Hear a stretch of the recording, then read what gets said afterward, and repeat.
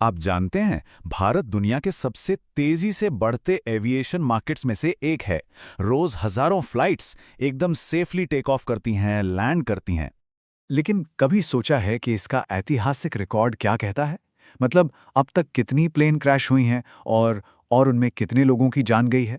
चलिए आज इन्हीं सवालों के जवाब ढूंढते हैं।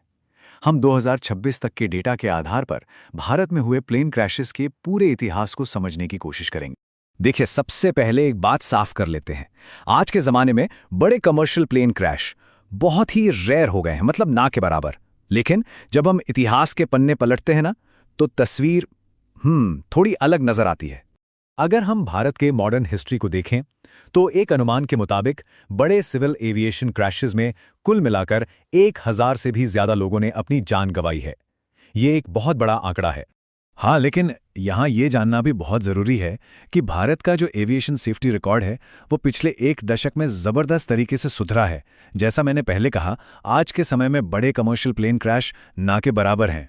तो चलिए अब बात करते हैं इंडियन एयर स्पेस में हुई अब तक की सबसे भयानक एविएशन डिजास्टर की।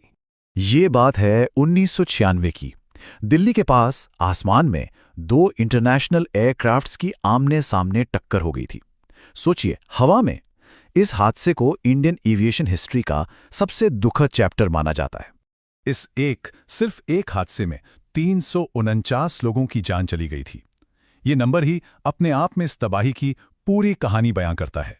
चरखी दादरी तो सबसे बड़ा हादसा था, लेकिन इसके अलावा भी भारत के एविएशन इतिहास में कुछ और बड़े और दुखद हादसे हुए हैं।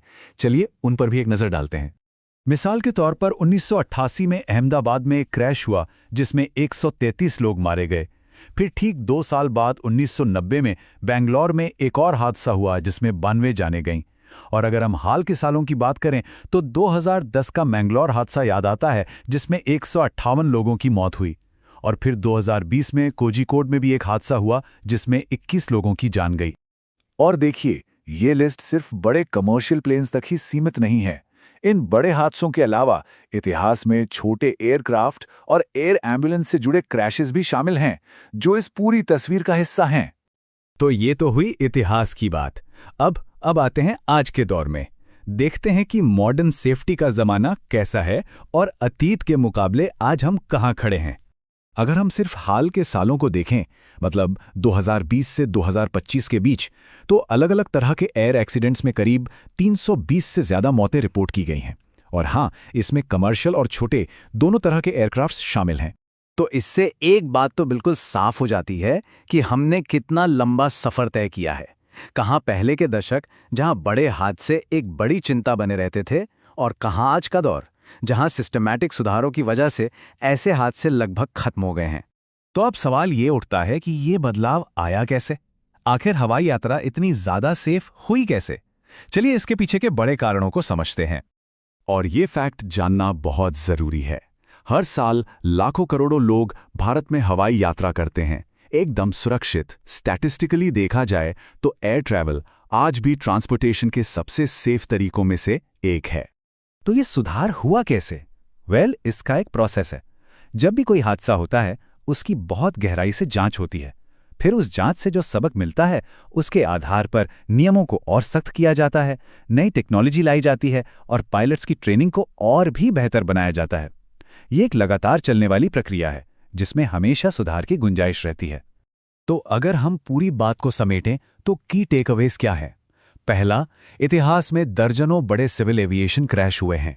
दूसरा, इन बड़े हादसों में कुल मिलाकर 1000 से ज्यादा लोगों की मौत हुई है। और तीसरा, सबसे जानलेवा हादसा था 1996 का मिड एयर कलिजन, जिसमें 349 जानें गई थीं। लेकिन इन सब में सबसे जरूरी बात यह है कि एविएशन इंडस्ट्री ने हर एक हादसे से, हर एक त्रासदी से कुछ न कुछ सीखा है। और उसी का नतीजा है कि आज हवाई सफर करना पहले के मुकाबले कहीं कहीं ज्यादा सुरक्षित हो गया है। तो आखिर में एक सवाल हमारे सामने खड़ा होता है। अतीत से सीखे गए ये सबक आने वाले कल में एविएशन सेफ्टी को और बेहतर बनाने में हमारी कैसे मदद करते रहेंगे? ये वो सवाल है जो हमें हमेशा बेहतर होने के लिए प्रेरित करता है।